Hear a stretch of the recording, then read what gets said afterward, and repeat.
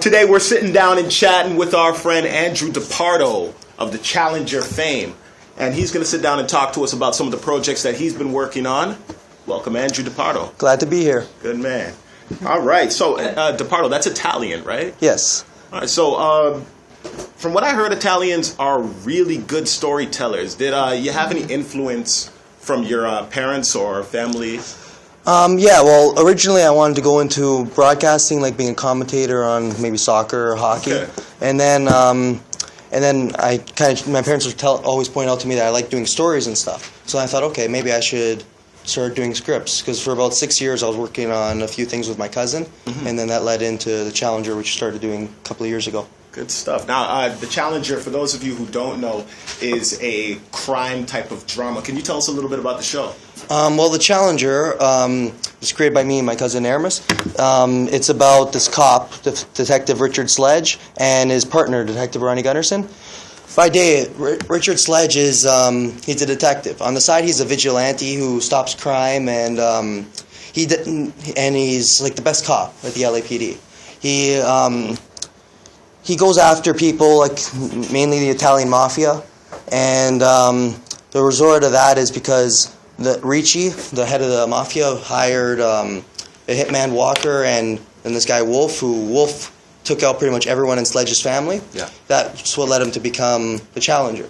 So the Challenger has to kind of work in secret. He doesn't wear a mask or anything, so he has to avoid cameras and all this stuff. So it's very difficult. And what is tough about his job as a detective is that as a detective, the captain of the LAPD put Detective Richard Sledge on his own case to catch the Challenger. So it's like he has to catch himself. Okay, which is complicated. Hitmen and vigilante. Do you feel like people are starting to identify more with anti-heroes today? Yeah, it seems to be like the thing that people go to, like you have Person of Interest, it's like the vigilante and Arrow, and of course Christopher Nolan Dark Knight series. Of course, yeah. So, actually, speaking of Christopher Nolan, is there any TVs or movies that inspired you to kind of carry on with this project? Well, to carry on with the Challenger, it was more the Dirty Harry series that started, because our original concept was a little bit closer to Dirty Harry. We always liked the idea of having the cop that liked to break the rules.